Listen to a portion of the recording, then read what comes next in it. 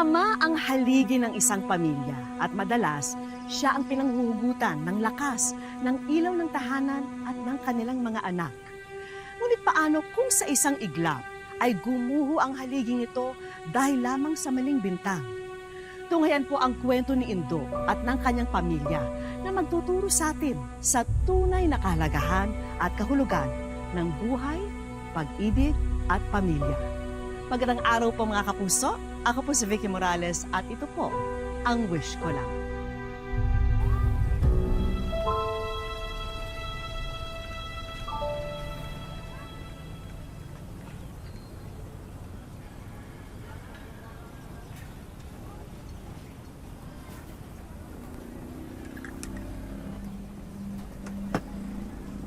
Sino yan? Mahal?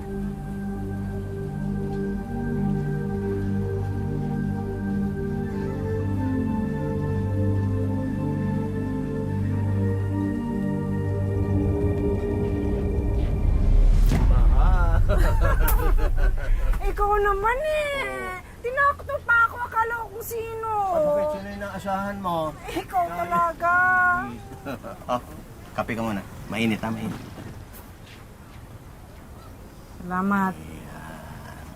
Palabo ng palabo yung mga mata mo, ha? Dapat patingnan na natin. Ay, hayaan mo. Susunod na anihan, pag kumita ako, uunahin natin yan. Ha? Huwag mo na akong isipin. Gastos pa kung Ay. magpapatingin pa ako sa doktor. Ayaw mo ba nun? Mas gwapo ka sa paningin ko kapag malabo ang mata ko. Oo, para sinabi mo, pangit ako. Ah. Hindi! Ano ka ba? Magkakaanak ba ako sa iyo ng marami? 3. Kung pangit ka sa paningin ko, Mga anak natin. Ay. Hindi ko kayang buhayin.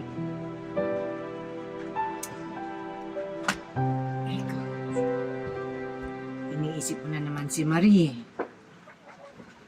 Hayaan mo na yun. May asawa na yun. At isa pa, alam mo, pag nagkaroon ng oras yun, dadalawin tayo nun. Oo.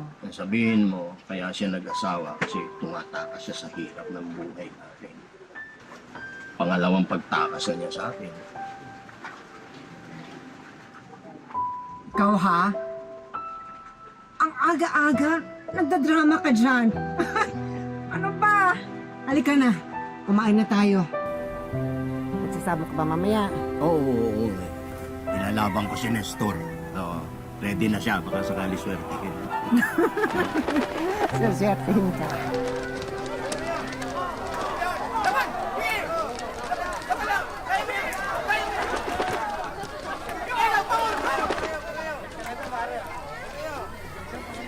Oh, tapos na laban.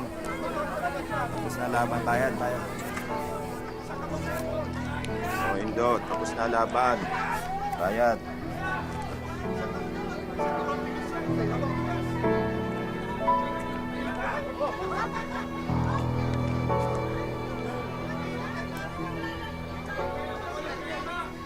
Pare ko, hindi pa katapusan ng mundo. Pare, katapusan ko na kay Mari. Lahat ng pera ko, pinusta ko kay Nestor. O ito, balato ko sa'yo. Huwag na. Gapin mo na. Pang-inom mo yan. Pare, hindi ako umiinom, alam mo yan. Hindi raw umiinom, kilala kita. Pare, inom natin yung pagkatalo. Hindi nga ako umiinom. Para kay Nestor. Namimiss ko si Nestor. Pare, awat na.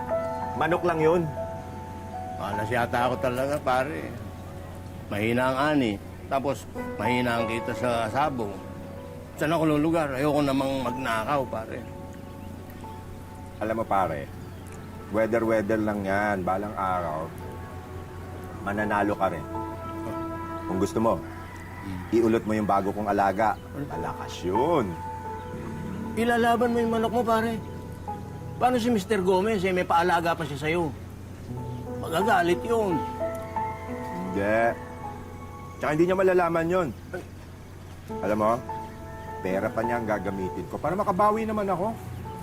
Ang dami ng pinanalo ko sa kanya, hindi magbigay.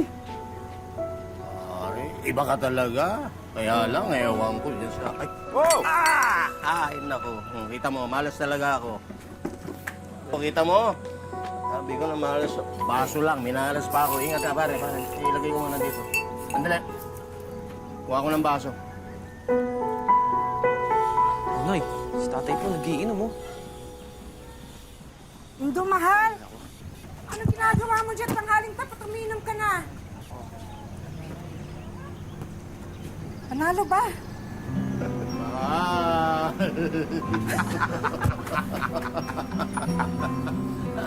Taring bebe! Nakakailang ka na, ha?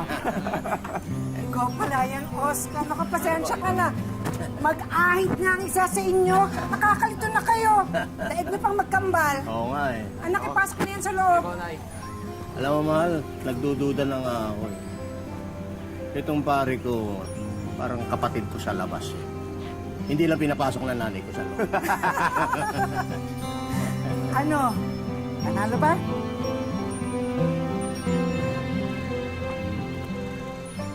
Mahal. Sorry ha, naubos na naman yung ipon ko eh.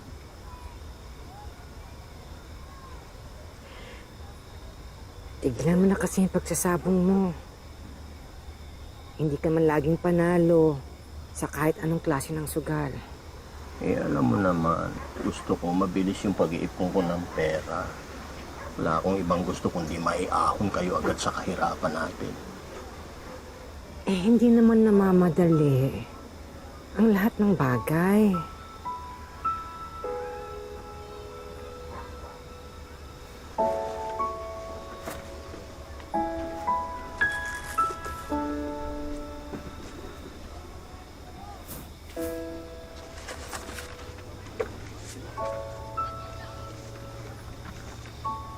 Ito, mahal. Oh. Nakita mo? Matagal ko nang gustong ibigay sa inyo yan. Ayaw ko namang mamatay na hindi ko natutupad yung pangarap kong yan para sa inyo.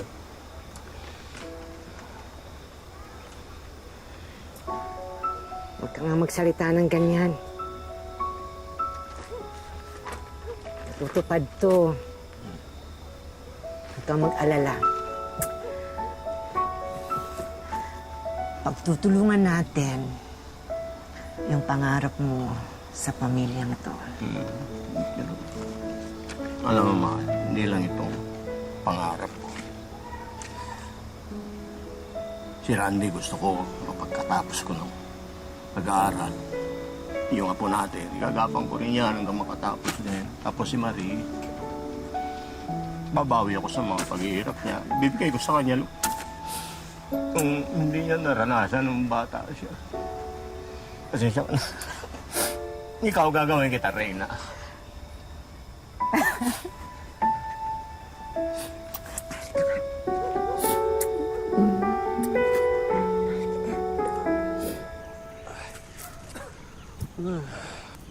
Anak, kuha mo ako ng tubig sa loob. Makainom. Yan ang sinasabi ko sa inyo, tay. Oh. Kung ako na lang pumunta sa palayan, edi hindi na kayo napagod. Anak, nauhaw lang ako. Hindi ako napagod. Kaya ko pa magsaka. Malakas pa ako. Gusto mo, buhatin pa kita eh. Nako po. Sige po, tay. Kuha po ako tubig.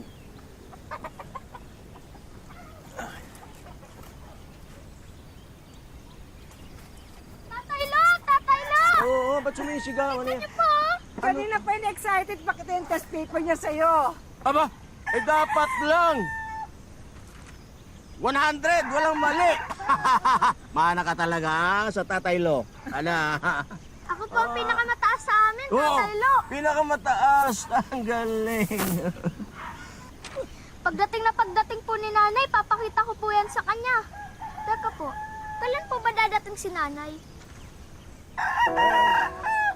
Ay, dahil perfect ka, mamamasyal tayo. Ah, gusto mo yan? O sige, sige, magbis ka na sa loob. Lista. Tapos ka ng pawis mo. Dalang tayo kay Aling Maring. Paklukuhan natin. Si Aling Maring, nandyan? Nasa loob po. Aling Maring!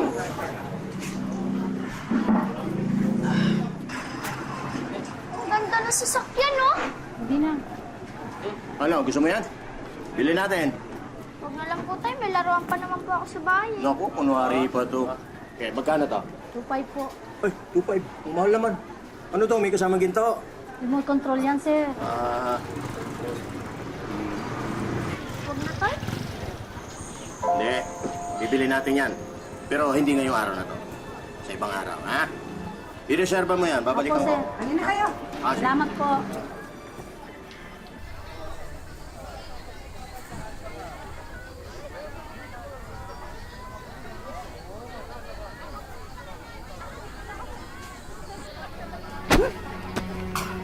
Babalik mo ba ang pera ni boss? Hindi. Babalik mo ba ang pera ni boss? Hindi. Ibabalik, sir.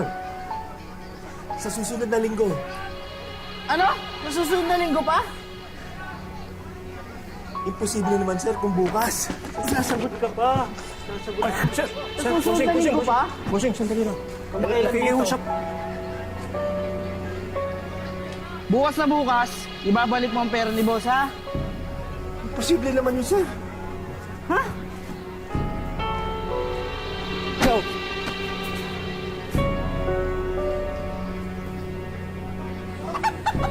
Pare, tama na yan. Huwag mo nang intindihin yun. Yabang nila. Kala mo kung sino. Eh, bakit kasi hindi mo na lang puntahan si Mr. Gomez? Makiusap ka. Mag-sorry ka doon sa nagalaw mong pera. Indo, hindi makikinig yung swapang na matandang yun. Eh, wala ka namang ibang magagawa kundi makiusap eh. Ang laking pera nung ginalaw mo, pare. Ikaw naman kasi, bakit ka nagpatukso doon eh? Hindi ka nag-iingat. Kaibigan ba kita? Pare, hindi ko kailangan ng pangaral mo. Pera, ang kailangan ko pera.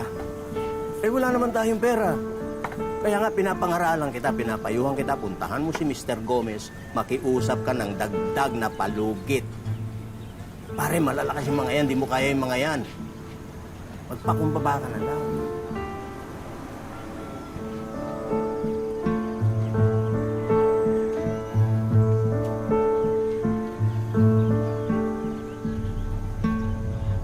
Ikaw pala yan, Oscar. Nakapasensya ka na.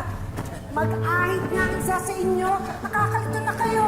Daig niyo pang magkambal.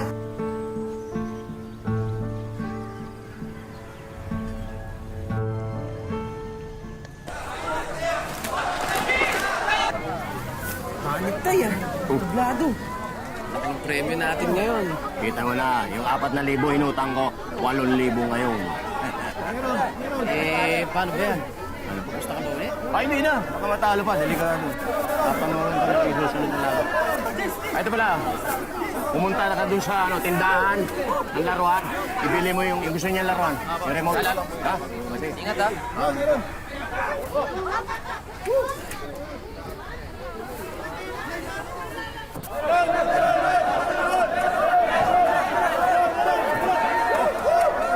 Pare!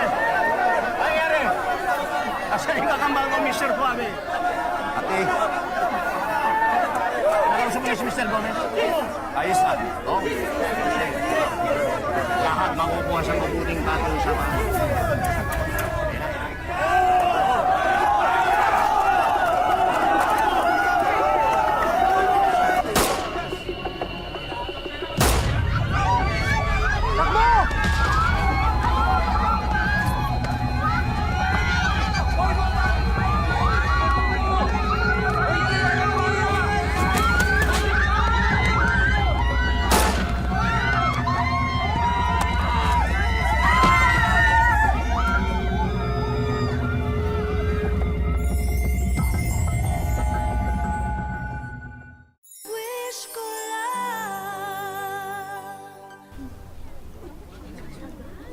Nasaan asawa ko? Nasaan asawa ko? Hindi. Hindi yan si Indo. Indo! Indo!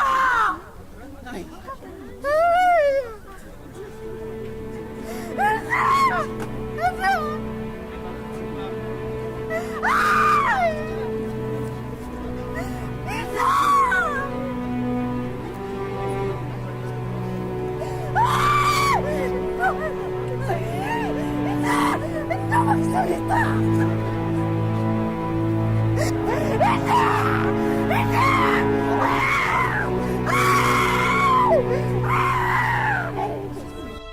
Sa pagpanaw ni Indo, halos namatay na rin ang pag-asa ng kanyang asawang si Bebe na magkakaroon sila ng isang masaya at magandang hinaharap. Ngunit gaano man kahirap, pinili ni Bebe na lumaban para sa kanyang asawa at para sa kanyang mga anak.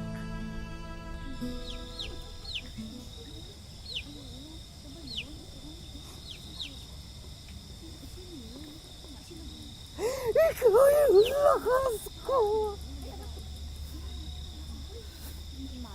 Ang sakit! Mahal ko! Parang... Ay! Ay!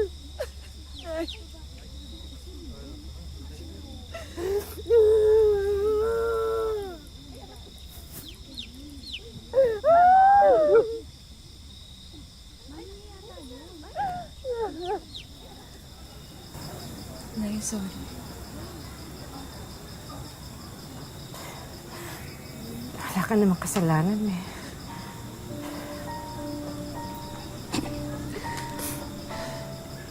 Sorry kasi ngayon lang ako nakadalaw. Bala ko sanang sorpresahin kayo sa susunod na linggo. Kaso, yan nangyari. Alam mo, walang araw na hindi ka inisip ng tatay mo. Araw-araw, inihintay niya yung pagtawag mo, yung sana dadalaw ka.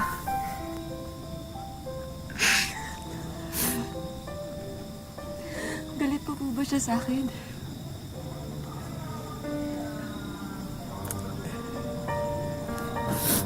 Hindi. Kahit kailan hindi nagtanim ng galit sa'yo ang tatay mo. Galit nga siya sa sarili niya kasi iniisip niya siguro kaya ka nag-asawa ulit kasi gusto mong malayo sa amin. Nay, hindi po totoo yan.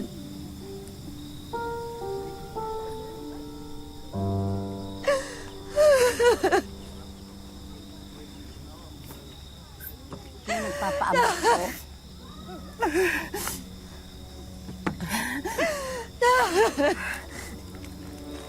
Ganito, darling.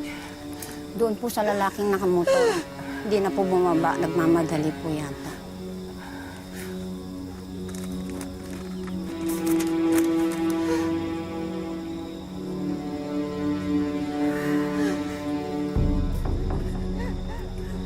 Nasaan ka? Lumabas ka! Pinatay asawa ko!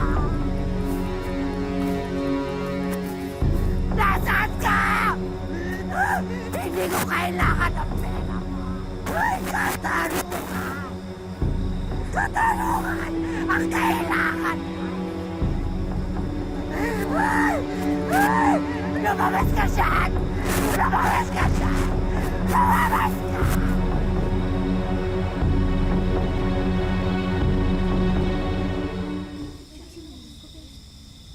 Walang kaaway ang asawa ko. Ni minsan hindi ko nakita na nakipagsuntukan o kaya pumasok sa anumang gulo. Parang awa niyo na ho. Sino po ba talagang gumawa nito?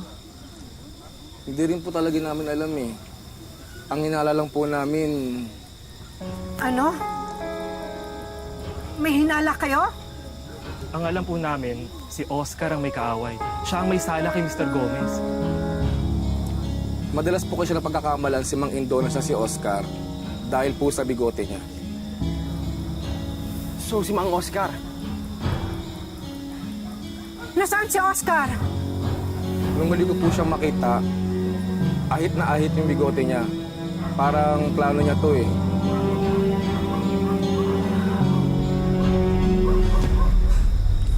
magkape po muna kayo. Salamat po. Salamat. Magkape muna kayo. Iabot na lang.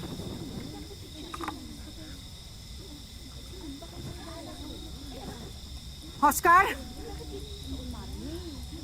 Oscar! Oscar! Hayop ka! Hayop ka! Hayop ka! Bakit mo pinatay kaibigan mo? Bakit mo pinatay kasama ko? Hayop ka! Hindi ko bakit!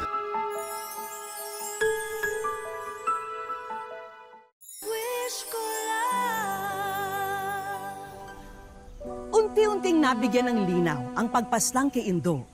Napagkamalan siyang si Oscar na siyang tunay na may sala sa kampo ng mga pumatay.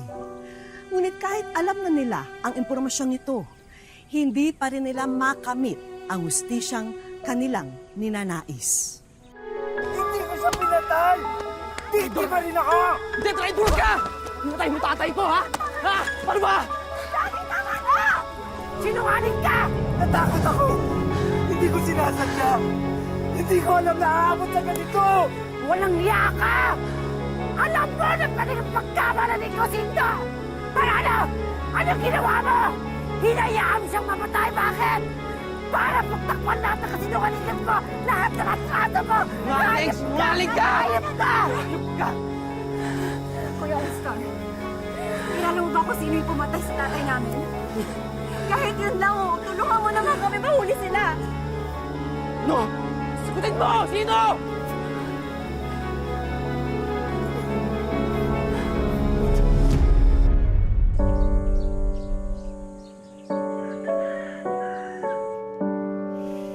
Sa loob ng 7 taon, pilit na isinantabi ni Nanay Bebe ang kalungkutan dulot ng biglaang pagkamatay ng asawa niyang si Indo. Malungkot talaga. Lalo na kung alam mo naman na wala siyang sakit. Tapos bigla siyang nagkaganon. Hindi ko alam kung anong gagawin ko. Kaya sabi ko, kung sino man ang may gawa sa kanya, may paraan ng Panginoong Diyos, yung sabi ko sa mga anak ko. Kapag may libreng araw at pamasahe, lumuluwas mula Maynila tungong Nueva Ecija ang anak niyang si Marie para siya'y bisitahin. Nag 40 days naman si tatay, saka ako bumalik uli ng Maynila sa Rizal. Tapos yung mga kapatid ko, sinasabihan ko, kasi sila, yung mga kapatid kong nandun, yung mga wala pang asawa, lagi kong sinasabihan na lagi niyong kakausapin si nanay na huwag niyang pababayaan yung sarili niya, na nandito pa tayong mga anak niya. Sa pagkawala ng kanilang tatay Indo, lalong naging mapagmahal sina Marie sa kanilang ina. Sa katunayan, sinorpresa pa nila si Nanay Bebe sa kanyang 60th birthday. Nung naman nag-60 si nanay, nung nakaraang taon, ayun, na parang naging reunion naming magkakapatid, nabuo kami magkakapatid doon. Mabuti na lang, kapiling ni Nanay Bebe rito sa bahay ang bunso niyang anak na si Sherlyn. Grade 10 na siya sa darating na pasukan. At ayon sa bata, tanging masasaya ang alaala niya sa kanyang ama. Isa po siya sa naging inspirasyon ko para makayari ng pag-aaral. Kasi po, ang hirap po ng walang tatay. Para masuportahan ang mga pangangailangan ng pamilya, ang anak ni Nanay Bebe na si Randy ang katuwang niya ngayon sa hanap buhay. Saka itong anak kong si Randy, nagkikiskis ng bigas. Bali, alaga nung anak kong binata. Nag-aalaga rin ako ng mga Tagalog na manok para mayroong minsan na ibebenta. Bukod pa rito, abala rin si Nanay Bebe sa paglalako ng accessories at mga damit. Sabi ng mga anak ko, kung gusto ko daw, sila Marie. Ayaw ko naman kasi may mga anak pa akong, hindi ko ka kung pwedeng mag-stay dito kasi mga kapatid nyo walang susubaybay. Mas pipiliin daw ni Nanay na mamuhay rito. Sabi ko sa kanya, dito kami iniwan ng asawa ko, ama ng mga anak ko.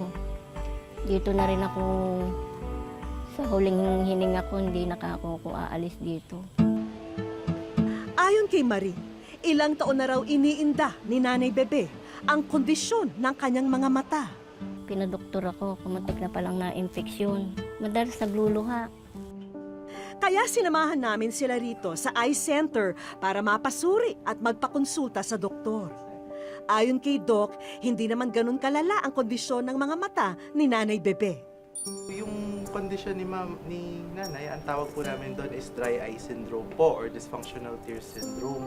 Basically po, ang nangyayari po is mabilis po yung rate po ng pagtuyo ng mata. Usually po kasi pag nagkakaedad na po tayo, nagkakaroon na ng hormonal imbalance. Yun po kasi yung nagkukos po ng pagtuyo po ng mata. Tila mas napanatag ang kalooban ng mag-ina sa findings ni Doc.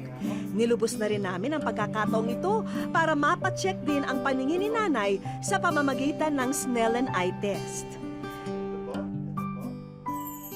Pero lalo atang naluha sina Nanay Bebe at Marie sa kanilang nakita.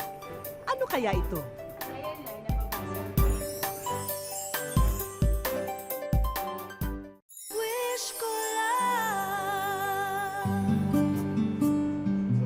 Sumailalim sa tinatawag na Snellen eye test si Nanay Bebe para malaman kung gaano pa kalinaw ang kanyang mata. Pero hindi inasahan ni Marie ang pinakitang slide sa kanyang ina. Sa pagtanggal ng antipara, ang sulat ni Marie ang tumambad kay Nanay Bebe. Dahil ngayon, sila ay nasa wish ko lang. Nabasa mo ba? Kaya pong basahin ba? Yung po yung sulat ko sa amin ko lang. Nakaroon na siya ng bahay, hindi na siya pag bumaba, hindi na siya parang basang sisiw. Sumabay sa buhos ng sorpresa sa araw na to ang maulan ng pagpapala ng langit.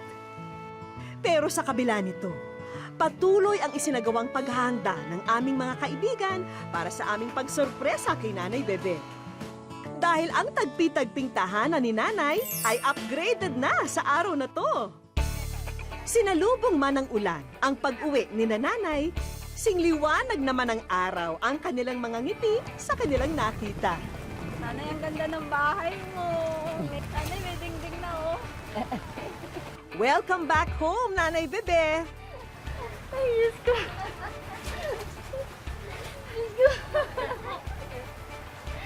Ay, naku, parang hindi ako mawala. Umpisa pa lang ito ng paggawa ng bahay ni Nanay. Ang ilang kurtina ay napalitan na ng dingding. Hindi po ako makapaniwala. Ay, Diyos ko. Hindi ko alam na magkakatotoo pala rin yung winis ng anak ko. Maayos yung bahay niya kasi kasabi nga po ni Ma'am Eric kanina, alam ang pinto yung bahay niyo. Ngayon nakasilog na yung bahay niya, may pinto na. Maayos na. May bonus na regalo rin po rito, ang Nanay Bebe's Bigasan na dagdag kabuhayan para sa inyong pamilya. Maraming salamat po. Hindi ko akalain na mangyayari din sa buhay namin yung ganito. Napakaligaya ko, napakasaya ko para sa mga anak. At para kina Shirley naman, ang bagong laptop with Wi-Fi device para makatulong sa kanyang pag-aaral. Salamat po. Kasi po, sa tulong po niyo na to, hindi ko po sasayangin yung opportunity na binigay niyo sa akin para po magamit ko yung mga binigay. May nawala man sa pamilya Karig, napupunan ng pagmamahal ang puwang na naiwan. Isang pagmamahal na siyang tunay na biyayang nagbubuklod sa kanila, anumang unos ang dumating sa buhay. Kasalukuyang tinatapos na ang pagbuo at pagkabit ng iba pang mga dingding sa iba pang mga bahagi ng bahay ni Nanay Bebe. Nagkasala man ang isang tao, ang pagbawi sa buhay bilang pagganti ay hindi dapat mangyari. Dahil kailanmay hindi matutumbasan ng salapi ang halaga ng isang buhay. Hanggang sa susunod na Sabado mga kapuso, ako po muli si Vicky Morales at ito po ang Wish Ko Lang.